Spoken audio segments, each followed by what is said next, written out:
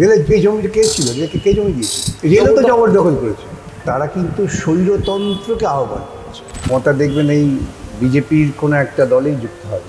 তৃণমূল কংগ্রেসের যে অস্তিত্ব থাকবে না, এটা তো নির্বাচনের আগেই আমি বলেছিলাম। রাষ্ট্রের প্রাথমিক দায়িত্ব মানুষের শিক্ষা, স্বাস্থ্য, বাসস্থানের গ্যারান্টি সৃষ্টি করা। পালাবার পথ নেই। 4 মে ভোটের ফল ঘোষণা হয়েছে, তারপর থেকে অদ্ভুত একটা টালমাটাল অবস্থা তৃণমূল কংগ্রেসের। কেউ বিরোধী হয়ে যাচ্ছেন বিধানসভায়, কেউ হয়ে যাচ্ছেন সংসদে। কি পরিস্থিতি এখন? আইন কি বলছে? আমরা এই মুহূর্তে আছি আইনজ্ঞ বিকাশ রঞ্জন ভট্টাচার্যের কাছে। বিকাশবাবু, আগে আসি বিধানসভার ক্ষেত্রে। দেখা গেল তৃণমূল কংগ্রেস ঋতব্রত বন্দ্যোপাধ্যায়কে বহিষ্কার করল, তারপরে তিনি হয়ে গেলেন তৃণমূল কংগ্রেসের বিরোধী দলনেতা, যাকে স্পিকার অনুমোদন দিলেন। এটা কি করে হয়? উনি তো অলরেডি বহিষ্কৃত ছিলেন। তিনি সংসদীয় দল থেকে বহিষ্কৃত ছিলেন না, তিনি তৃণমূলের যে দল, সেই দল থেকে বহিষ্কৃত হয়েছিলেন। তাতে তার কিন্তু বিধানসভার সদস্যপদ যায় না। সুতরাং বিধানসভার যদি অধিকাংশ এমএলএ তাকে তাদের নেতা বলে ঠিক করে থাকেন, স্পিকারের কাছে অন্য কিছু করার উপায় নেই।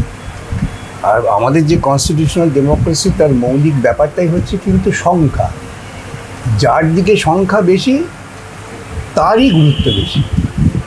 সে যদি চোর, জোচ্চোর, বদমাইশ, বাটপাট যাই হোক না কেন। আমরা দেখেছি তো ভারতবর্ষের বুকে মোদিজি কারো বাড়িতে আজকে ইডি পাঠিয়ে দিলেন, তার বিরুদ্ধে অভিযোগ 100 কোটি টাকা দুর্নীতি। পরের দিন তিনি বিজেপিতে যোগদান করলেন, তিনি সম্পদ হয়ে গেলেন সংখ্যা বাড়াবার জন্য। সুতরাং সেই দিক থেকে বিচার করলে তৃণমূল কংগ্রেসের যে অস্তিত্ব থাকবে না, এটা তো নির্বাচনের আগেই আমি বলেছিলাম যে প্রচার মাধ্যম আর প্রশাসনিক ক্ষমতা এই দুটোর বাইরে চলে গেলে পরে তৃণমূল দলটা ফুৎকারে চলে যাবে, এবং ঘটনাচক্রে তাই হয়েছে। এবং আজকে আপনারা যারা দেখছেন যে কিছু লোক এখনও মমতার সঙ্গে আছি বলে করছে, তারা একটু বেটার বার্গেন করছে। আগামী দিনে তারাও বিজেপির সঙ্গেই চলে যাবে। তো সেক্ষেত্রে এই যে ধরুন এই 58 জন বিধায়ক বা 20 জন এমপি, এরা কি তৃণমূলের লোগো বা ফান্ড এগুলোকে আগামী দিনে তা হতে পারে। কী হবে? উদ্ধব ঠাকরের যে শিবসেনার সিম্বল ইত্যাদি সে তো চিহ্নে পেয়ে গিয়েছে, সেটা নির্বাচন কমিশন বিচার করবেন। সেক্ষেত্রে মানে এর আগে যেমন ইন্দিরা কংগ্রেসের মতো তৃণমূল কংগ্রেসেরও কি মানে হতে পারে, আপনার প্রতীক চলে যেতে পারে? যেতে পারে, একটা সময় ইন্দিরা কংগ্রেসের এরকমই হয়েছিল। যেতে পারে। ওরাই তো এখন আসল তৃণমূল। ওরা যেটা বলছেন যে আমরাই তৃণমূল, জনগণ যাদের ভোট দিয়েছে তৃণমূল হিসেবে, আমরাই তারা, ওরা কারা? সেক্ষেত্রে তো এই মুহূর্তে ঋতব্রতর এগেনস্টে বা এই সাংসদদের এগেনস্টে মমতা বন্দ্যোপাধ্যায় দলত্যাগ বিরোধী আইন প্রয়োগ করতে পারবেন। দলত্যাগ বিরোধী আইনটা খুব মজার আইন। সেখানে বলা আছে যদি সংখ্যাগরিষ্ঠ প্রায় 2/3 তারা যদি চলে যায়, অন্য দলে যায় বা বিভিন্ন গ্রুপ করে, তাহলে দলত্যাগ হয় না। এবার ধরুন একটা কথা উঠছে যে কংগ্রেসে জয়েন করতে পারে মমতা বন্দ্যোপাধ্যায়। আলটিমেটলি যদি এটা হয়, এবং তৃণমূল কংগ্রেসের সর্বভারতীয় সাধারণ সম্পাদক অভিষেক বন্দ্যোপাধ্যায়, তিনি কি এই লোগোটা হাতছাড়া হওয়ার আগে নির্বাচন কমিশনকে ফেরত দিতে পারেন? ফেরত দেবে কি করে? মানে এটা বাজারের মুড়ি নয়, ও হয় না ওটা। নির্বাচনী প্রক্রিয়া নির্বাচন কমিশন বিচার করবেন। আর আপনি যে কথা বললেন যে মমতা কংগ্রেসে জয়েন করবে, কখনোই করবে না। মমতা দেখবেন এই বিজেপির কোনো একটা দলেই যুক্ত হবে। এবং যারা এখন তথাকথিত যারা বলছেন আপনারা গোষ্ঠী হিসেবে সংখ্যাগরিষ্ঠ, বিদ্রোহী দয়া করে বলবেন না। তারা তো বলছে মমতা আমাদের নেতা, তারা তো বলছেন মমতাই আমাদের উপদেষ্টা। বলবেন সুতরাং আসলে তৃণমূল দলটা এখন যেটা মারামারি হচ্ছে সেটা হচ্ছে টাকা, প্রচুর টাকা। তো ইলেকট্রাল বন্ডের টাকা পেয়েছে, দুর্নীতির প্রচুর টাকা পেয়েছে। তো সেই সব টাকা ভাগাভাগি হয়ে এখন বোধহয় আমি যা দেখলাম খবরের কাগজে, ওই খবরের কাগজে দেখলাম বোধহয় 400 কোটি টাকা। আর অরূপ বিশ্বাস আজকে এবার চিঠি দিয়েছেন ব্যাংককে যে অ্যাকাউন্ট ফ্রিজ করে দেওয়া। সেটা দেখেই বলছি 400 কোটি টাকা। এই 400 কোটি টাকা তো কিছুই না। 4000-5000 কোটি টাকা যদি ভাগ বাটোয়ারা হয়ে গিয়ে থাকে, আর 400 কোটি টাকা কিছুই না।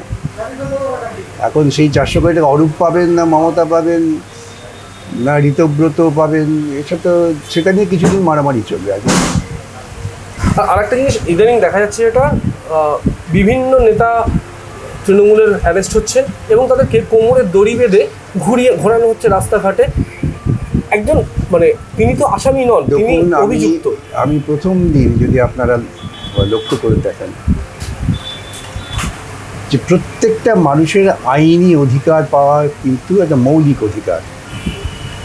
যতক্ষণ না নির্দিষ্ট প্রক্রিয়ার মধ্য দিয়ে তাকে তুমি দোষী প্রমাণ করতে পারছো, ততক্ষণ তার যে স্বাভাবিক মানবিক অধিকার এটাকে নষ্ট করা যায় না।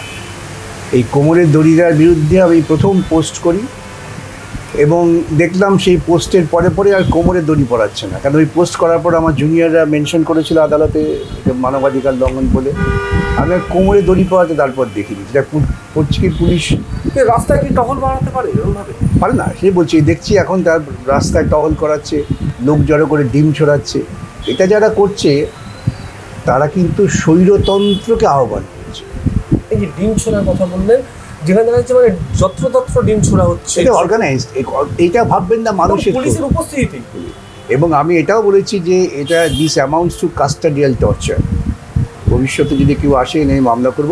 ইতিমধ্যেই তো সোশ্যাল মিডিয়ায় আমাকে নিয়ে সব পাগলামো শুরু করেছে, হই হই নাচানাচি, কেন উনি অধিকার অ্যাপ্লাই করছেন। কিন্তু তারা বোঝে না যে মানুষের ন্যায় বিচার পাওয়ার অধিকারটা একটা মৌলিক অধিকার। এই আপনি যেটা বললেন আপনার বিভিন্ন জায়গায় হয়েছে কেন, আপনি এর আগে অর্জুন সিং এর হয়ে মামলা লড়েছেন। অর্জুন সিং, মুকুল রায়, কত লোকের মামলা করেছে, আমি যে মনে রাখিনি কি মামলার সব্যসাচী তারও মামলা করেছি। মানুষ প্রত্যেকটা, তাহলে আইনটা থাকবে কেন যদি চায় না? এবং যে পরিষেবা নেবে সেটা তার পছন্দ কোন উকিলের কাছে, উকিল তো ঘুরে বেড়ায় না। সুতরাং যে পরিষেবা নেবার জন্য যদি কেউ মনে করে যে আমার কাছে এই উকিল বা এই ডাক্তারটাই ভালো, তাহলে সেই ডাক্তার বা উকিল বলবো, আরে দাঁড়ান আপনার পরিচয়টা কী বলুন তো, বলতে পারি না। আমাদের পেশার যে নৈতিকতা তার বিরুদ্ধে এটা। ভবিষ্যতে যদি অভিষেক বন্দ্যোপাধ্যায় বা মমতা বন্দ্যোপাধ্যায়, আমি তো বহুবার বলেছি, যদি দেখা যায় যে তাদের ব্যক্তিগত জীবনের মানবাধিকার, রাজনৈতিক নয়, ব্যক্তিগত জীবনে তাদের মানবাধিকার লঙ্ঘিত হচ্ছে, যখন কেউ থাকবে না তখন মানবাধিকার রক্ষার জন্য আমি লড়াই করি। আমি বহুবার বলেছি সেটা অভিষেক বন্দ্যোপাধ্যায়, মমতা বন্দ্যোপাধ্যায়, শুভেন্দু অধিকারী যেই অপরাধ করেছে। শুভেন্দু অধিকারীর মামলা আমি করেছি আগে, তখন অবশ্য তৃণমূলে ছিল, সেটা কথা না। বিষয়টা হচ্ছে একটা মানুষের, বারবার বলছি, একটা মানুষকে তুমি দ্রুত তার অপরাধ প্রমাণ করো, করে তাকে সাজা দাও, তার আগে তার সঙ্গে তার পরিবার যুক্ত আছে, পরিজন যুক্ত আছে, তার ছেলে মেয়ে আছে, তাদের তুমি এইভাবে সামাজিকভাবে অসম্মানিত করতে পারো? ডিম ছুটছ, হাফ প্যান্ট পরিয়ে তুমি ঘোরাচ্ছ, এটা প্রতিক্রিয়াটা কী হয়েছে ভাবুন তো। নিন্দনীয়, কিন্তু মানুষের ক্ষোভটা কিন্তু দেখা গেল তো ওই জাহাঙ্গীরের। সভ্য সমাজে বাস করছি আমরা মধ্যযুগীয় শাসনে নেই, এইটা বুঝতে হবে। আমরা একটা কনস্টিটিউশনাল ডেমোক্রেসিতে আছি, আর ভারতবর্ষের সংবিধানের একটা নিজস্ব ব্যাপক অধিকার ভিত্তিক মৌলিকতা আছে। সেটাকে যদি মর্যাদা আমি না দিই, তাহলে কিসের সরকার, কিসের ক্ষমতা? উচ্ছেদ চারিদিকে উচ্ছেদ হচ্ছে, বিশেষ করে রেলের জমিতে জবরদখল করে যারা আছে তাদেরকে উচ্ছেদ করছে রেল। আপনারা তার প্রতিবাদ করছেন কেন?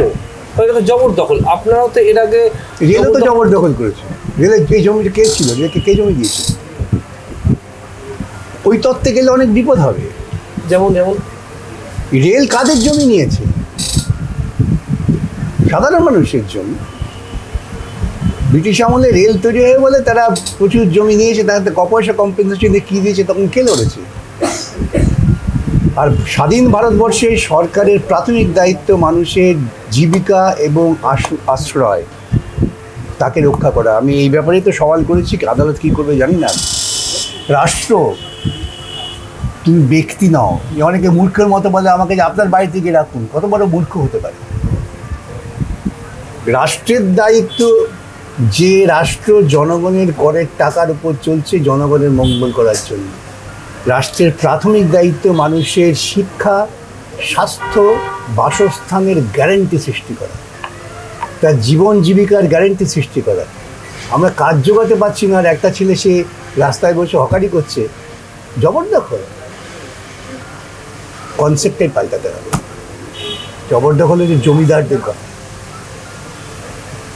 বামফ্রন্টের আমলে সবচেয়ে বেশি চেঁচামেচি করেছিল এই জবরদখল ছিল নিয়ে মমতা এবং বিজেপি। আমরা অতিরিক্ত জমি, সিলিং বহির্ভূত জমি, সেই জমি আমরা নিয়ে গরিব চাষিকে বিতরণ করছিলাম। এটা হচ্ছে রাষ্ট্রের কাজ।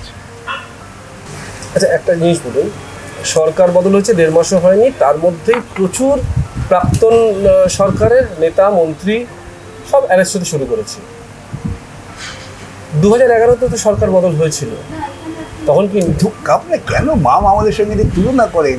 মমতা বন্দ্যোপাধ্যায় কি নরম ছিলেন? কোনো সুস্থ মানুষ চিন্তা করতে পারে 2011-র পর ওরা আমাদের গ্রামান্তরে পার্টি অফিস দখল করেছে, ট্রেনিং দখল করেছে, মারদাঙ্গা করেছে, জরিমানা করেছে। গতকালও আমার কাছে মেদিনীপুরের লোকেরা এসেছিলেন, যে আমাদের থেকে একটা গ্রাম ভিত্তিক জরিমানা করেছে মানুষগুলো বাঁচবার জন্য। কথা বলতে পারতো না, আমরা তো তখন ঘুরে ঘুরে মানুষের মনে মধ্যে গিয়ে তাদের সাহস জোগাতাম। এদের করতে পারছে কেন? এদের করতে পারছে, এরা সবাই দুর্নীতির সঙ্গে যুক্ত, ছোট বড় দুর্নীতির সঙ্গে সবাই যুক্ত। সরকার 15 বছর চললো এইরকম ভাবে, 15 বছর ধরে দুর্নীতি করেছে। আমি তো বহুবার বলেছি,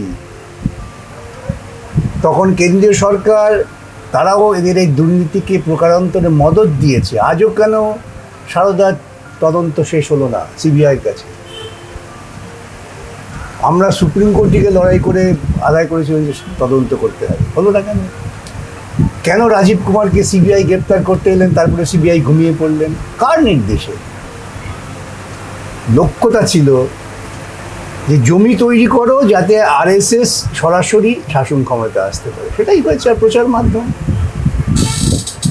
ওই আপনি কিছুক্ষণ আগে বলছেন না, নাচ মেয়েরা বুলবুল তো পয়সা মিলেগা, পয়সা সব নেচেছে। আর এই সারা পৃথিবীকে নাড়িয়ে দিয়েছে যে যোগা দিবস। কাউকে নাড়ায়নি, সারা পৃথিবী কেন, সারা পৃথিবী হাসছে যে ভারতবর্ষের প্রধানমন্ত্রী একটা সমস্যা সংকুল দেশ, তার একটা রাজ্য মণিপুরে আগুন জ্বলছে, যেতে পারেন না, তিনি এখানে যোগা করতে আসছেন। যে ভারতবর্ষের প্রধানমন্ত্রী প্রেসের মুখোমুখি আসেন না, মন কি বাত করেন, কত কোটি টাকা খরচ করেন, যোগা কি বাত করতেন ভার্চুয়ালি বসে? সাধারণ মানুষের উপর জুলুম। গণতান্ত্রিক প্রজাতান্ত্রিক দেশের প্রধানমন্ত্রীর ভূমিকা। আমি এইসব বললেই আপনারা বলবেন, তারপর দেবেন আমাকে গাল দিয়ে ভরিয়ে দেবে, ওরা জবাব দিতে পারবে না।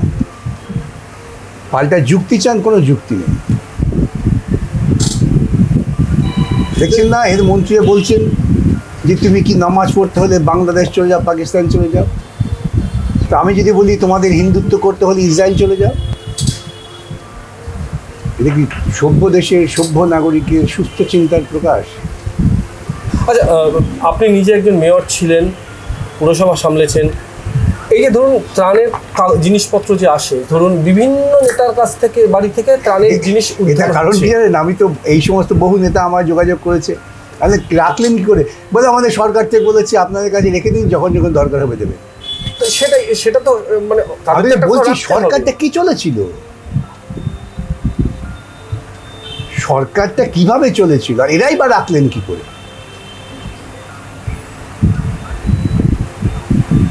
ত্রাণের যারা যথার্থই আর্ত তাদের দেওয়া নয়, আমার দলে এসো এটা পাবে,